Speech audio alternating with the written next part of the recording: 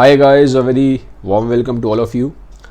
अब हम सब जानते हैं कि जो नींद है वो बहुत ज़रूरी है। अगर एक दिन हमारी नींद पूरी ना हो तो हमारा जो अगला दिन है वो अच्छा नहीं जाता। हम काम पे फोकस नहीं कर पाते, हम थोड़ा सा चिड़चिड़े रहते हैं और हमारी बॉडी में उतनी ताकत भी नहीं रहती, हम फ्रेश फील नहीं करते। तो नींद कहीं ना कहीं बहुत ज़्यादा ज़रूरी है। इनफैक्ट अगर मैं अपना पर्सनल ओपिनियन बोलूँ तो नींद डाइट और एक्सरसाइज से भी ज़्यादा ज़रूरी है। अब नींद का असर वेट लॉस पे क्या होता है?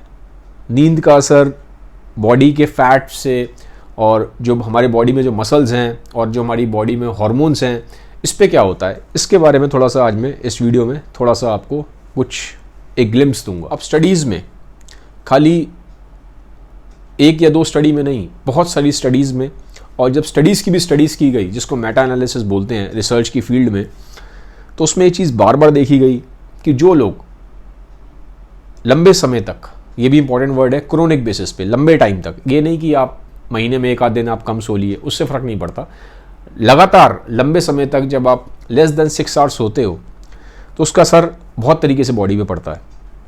सबसे पहला असर ये है कि देखा गया कि जब लोग कम सो रहे हैं लेस देन 6 आवर्स तो 250 कैलोरीज ज़्यादा खा रहे हैं। अब 250 कैलोरीज का मतलब क्या है? 250 कैलोरीज का मतलब होता है इन जनरल जब आप 1 घंटे की ब्रिस्क वॉकिंग करते हो तो 300 के आसपास कैलोरीज बर्न होती हैं। तो यानी कि अगर आप ठीक से सोते हैं तो आपको उतना एक्स्ट्रा एफर्ट नहीं मारना पड़ेगा वहाँ पे जाके। अदरवाइज नेक्स्ट डे आप खाओगे भी ज़्यादा और फिर उसको खाने को बर्न करने के लिए आपको फिर ज़्यादा मशक्क़त भी करनी पड़ेगी। ठीक है, तो क्योंकि अभी ऐसा क्यों हुआ कि क्यों लोग ज़्यादा खा रहे हैं कम सोने से? इसका लिंक कैसे है? इसका लिंक देखा गया है, कुछ हमारी बॉडी में हार्मोन्स होते हैं, उन हार्मोन्स में चेंजेस आ जाते हैं। चेंजेस कैसे आते हैं? एक हार्मोन होता है लेप्टिन। अब लेप्टिन हार्मोन क्या करता है? जैसे कि जब आप खाना खाते हो तो खाना खाने के बाद आपको लगता है कि यार अब ठीक लग रहा है, सेटिस्फाइड लग रहा है, तो ये जो सेटिस्फेक्शन की जो फीलिंग है ये एक हार्मोन लेप्टिन की वजह से आती है।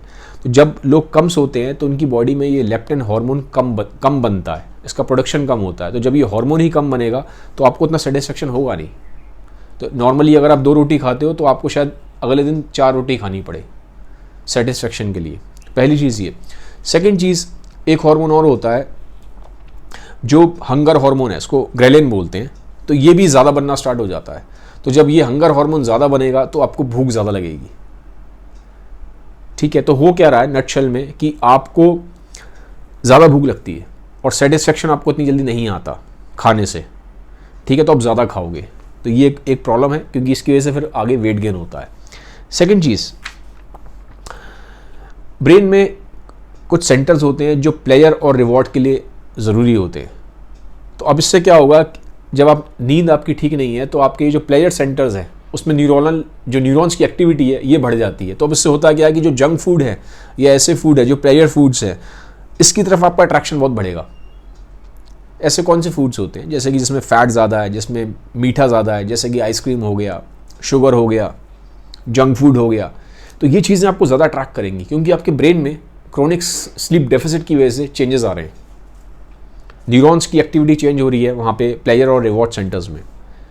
ठीक है, तो ये फिर धीरे धीरे आपकी बायोलॉजी पे इम्पैक्ट करता है, जिसकी वजह से आपके जो बिहेवियर है, एक्शंस है, उस पर इम्पैक्ट आता है। और फिर एक चीज़ और भी है कि जितने लंबे टाइम आप जाओगे तो चांसेस हैं कि अब आप जाग रहे हो, नहीं सो रहे, तो भूख ज़्यादा लगती है, आपको ज़्यादा चांस मिल रहा है खाने का कुछ ना कुछ।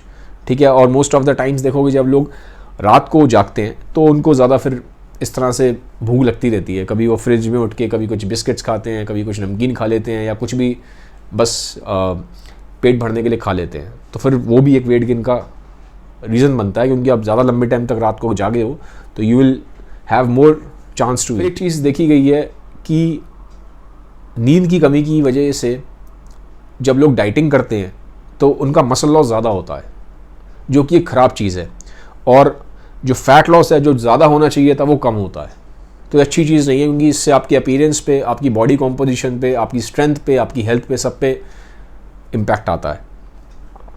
फिर इंसुलिन सेंसिटिविटी, स्लीप डेफिसिट की वजह से इंसुलिन सेंसिटिविटी पे फ़र्क पड़ता है। अब इंसुलिन सेंसिटिविटी का मतलब क्या है? सिंपल टर्म से बोलूँ तो अगर आपकी इंसुलिन सेंसिटिविटी कम हो रही है तो आपके डायबिटीज़ होने के चांसेस बढ़ रहे हैं। ठीक है। तो एक तरीके से इन्वर्स रिलेशन है, जितना नींद आपकी कम होती जाएगी आपका डायबिटीज़ होने का जो प्रोबेबिलिटी है वो हाई होती जाएगी। तो स्टडीज़ में बार बार ये देखा गया कि अगर आप 6 घंटे से कम सोते हैं तो इससे आपको नटशेल में बोलूँ तो भूख ज़्यादा लगती है, आप ज़्यादा खाते हो, ठीक है, आपके हार्मोनल चेंजेस होते हैं, आपके एनर्जी लेवल्स डिप होते हैं और साथ ही साथ आपके डायबिटीज़ होने के चांसेस भी बढ़ते हैं, ठीक है। और जो बॉडी कॉम्पोजिशन है वो आपका ख़राब होता है, फैट ज़्यादा आपका बढ़ना स्टार्ट हो जाता है, मसल लॉस होना स्टार्ट हो जाता है, which is not a good thing. तो नींद का ध्यान रखो, आपको एटलीस्ट 7 to 8 आवर्स की स्लीप चाहिए। स्लीप को ऑप्टिमाइज़ करो, क्योंकि बार बार स्टडीज़ ये प्रूव कर रही हैं कि स्लीप जितना डाइट और एक्सरसाइज इंपॉर्टेंट है उतनी ही इंपॉर्टेंट है, और मेरी नज़र में स्लीप ज़्यादा इंपॉर्टेंट है, ठीक है। तो गाइज़ ये था वीडियो, आई होप थोड़ा आपको इंसाइट मिला होगा कि स्लीप का कितना ज़्यादा रोल है। Have a nice day, bye bye, take care.